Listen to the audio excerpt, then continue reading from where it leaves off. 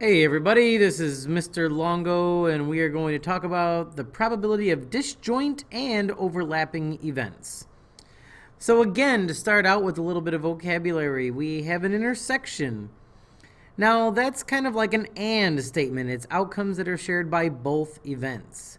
And union would be like an or statement, where all the outcomes for either event. Now, a compound event is either an and or an or probability, also known as a union or intersection. Overlapping is when events have one or more outcomes in common. And finally, we have disjoint, which is also known as mutually exclusive, and that's when the events have no outcomes in common. So, to find the probability of compound events, we have really only one formula, and it's P, or the probability, of A or B is equal to the probability of A plus the probability of B minus the probability of A and B. Now, the only time you don't need the A and B, so the next one, and that's when they're disjoint. So if they have no overlapping qualities whatsoever, then you don't need the A and B. It doesn't exist. There's no overlap.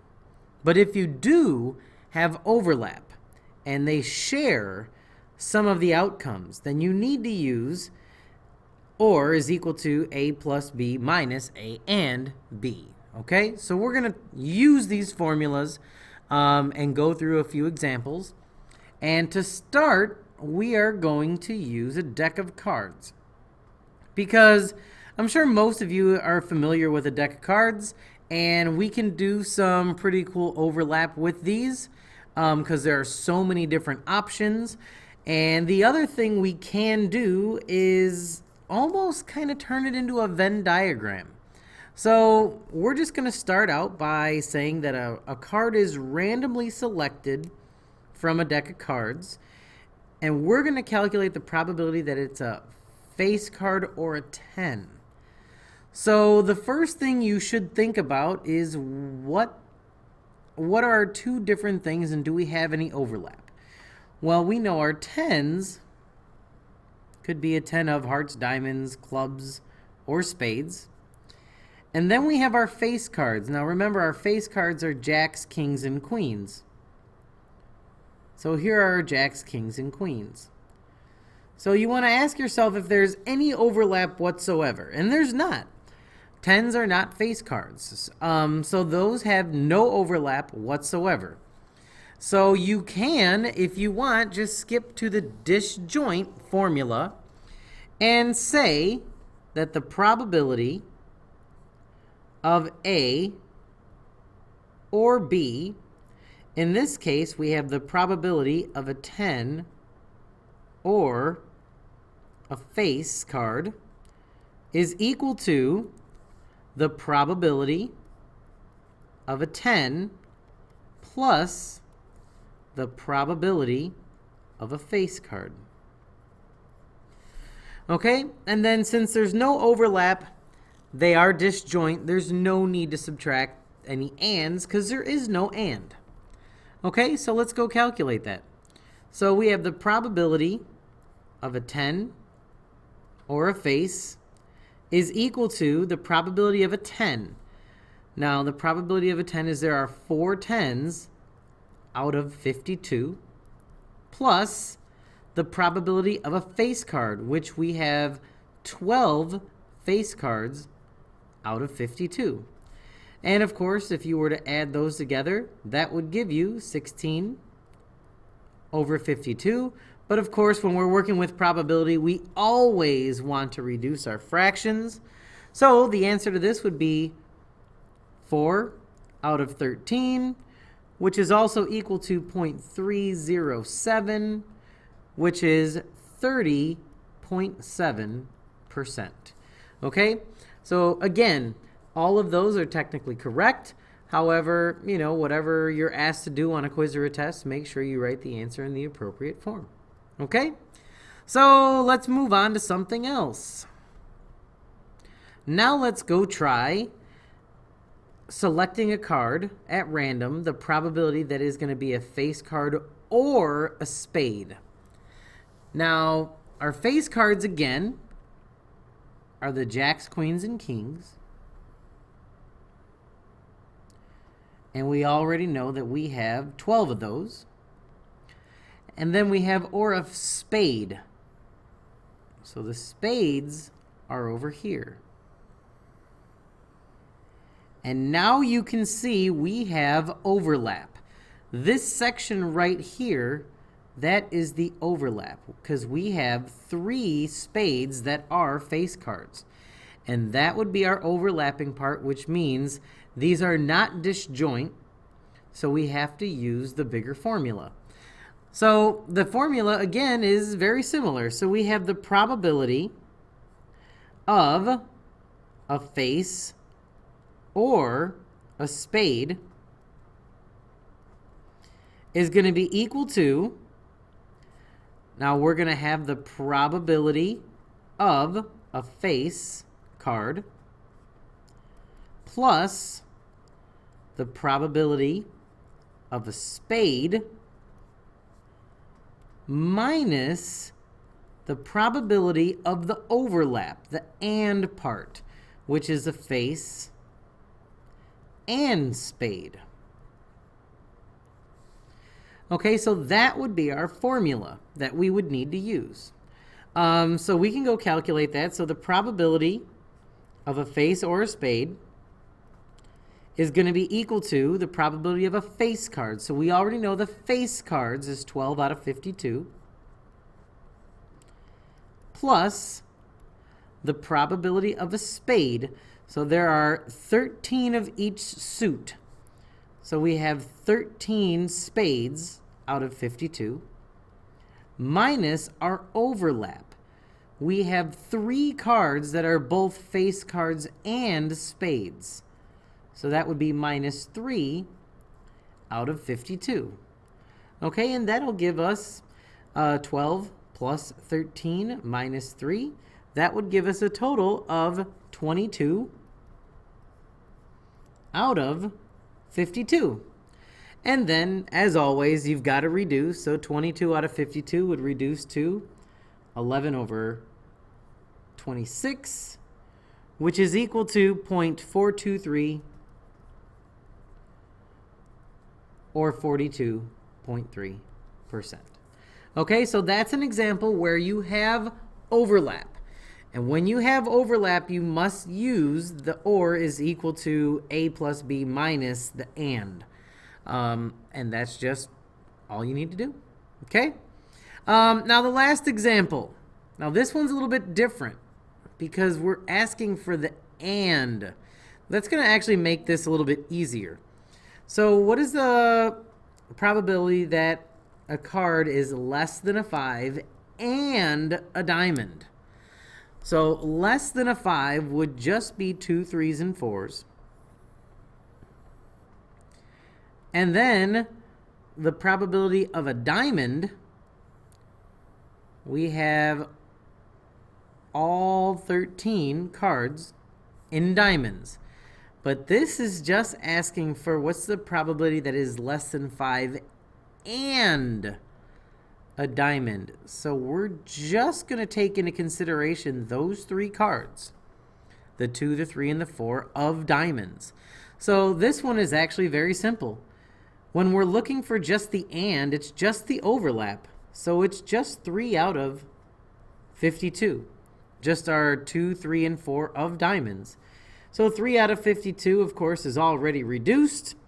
And that would give us 0.058 or 5.8%. Okay, so if you would have used the formula, you would have had to go and solve for the or part, and that's not what you were looking for anyway. So if you're just looking for the and, just do the overlap divided by the total. Okay, so if it's an and, just do the overlap over the total. Okay? That's enough with a deck of cards. Let's go talk about a couple of other things really quick. And the first example is going to be about some seniors. There are 200 students in the senior class. 113 of them are either a varsity athlete or on the honor roll. There are 74 seniors who are varsity athletes and 51 seniors who are on the honor roll. What is the probability that a randomly selected senior is both a varsity athlete and on the honor roll? Okay, so this you're going to need the formula. So we're going to use the probability of a varsity athlete or on the honor roll. That's going to be equal to the probability of a varsity athlete plus the probability that the senior's on honor roll minus the probability of varsity athlete and honor roll. Okay, so now we're just going to use some of the probabilities that we know. So we know that 113 of them are either varsity or honor roll. So that's 113 out of 200 in our or spot. That's equal to the probability that they are a varsity athlete. Well, we know that there are 74 out of 200 that are varsity athletes, plus 51 who are on the honor roll, minus the probability of the varsity athlete and the honor roll. And now we're just going to solve. So if we were to add these two together, we would have 125. So that would be 125 over 200. So we're going to subtract that to the other side.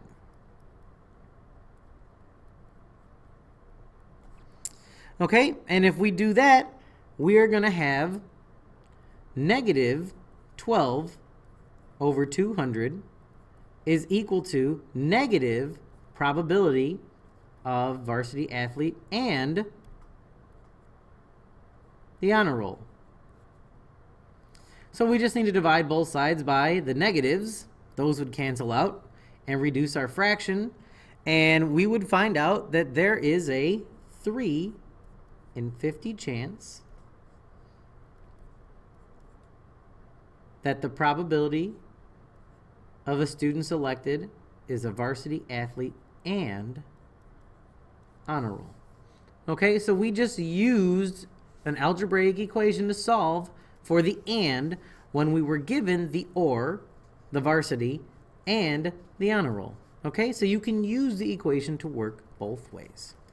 All right, so we have one last question, and that's just interpreting a Venn diagram.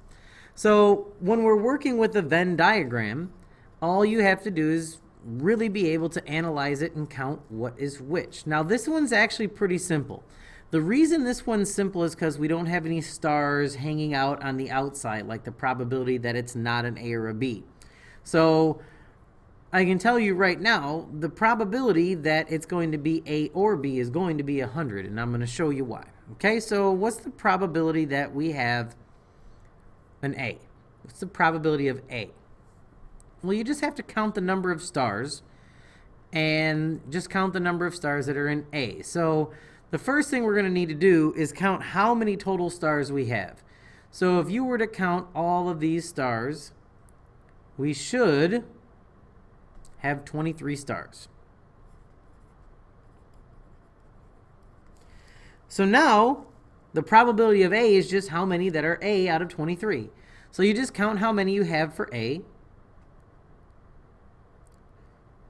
And I counted 13.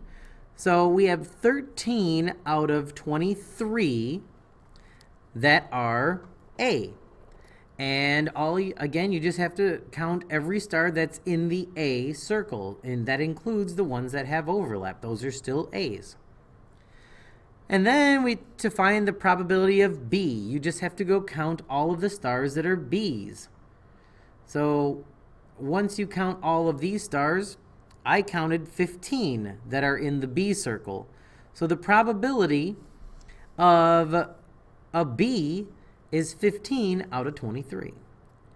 Now the and statement, that is only these 5 where you have the overlap. It's an A and B at the same time. So that would be 5 out of 23. So now what's the probability that it is an A or a B? Well, if we were to look, like I said, all 23 of these stars are in an A or a B. So we already know without using the formula that it's 23 out of 23 because we had no stars outside of A or B. But I want to use that as an example to show you why the formula works. So the probability of A or B is 23 over 23, and that's equal to the probability of A, which is 13 over 23, plus the probability of B, which is 15 over 23, minus the probability of the and, the overlap, which is 5 out of 23. So 13 plus 15 is 28, minus 5 is 23 over 23. So as I mentioned, that's how the formula is going to work. Okay, now if we had some stars off to the side, well then obviously things would change just a little bit. But you know, the formula is still going to help work it out for you. So that's how you interpret a Venn diagram. All right, this is Mr. Longo, and I am out. See you, bye.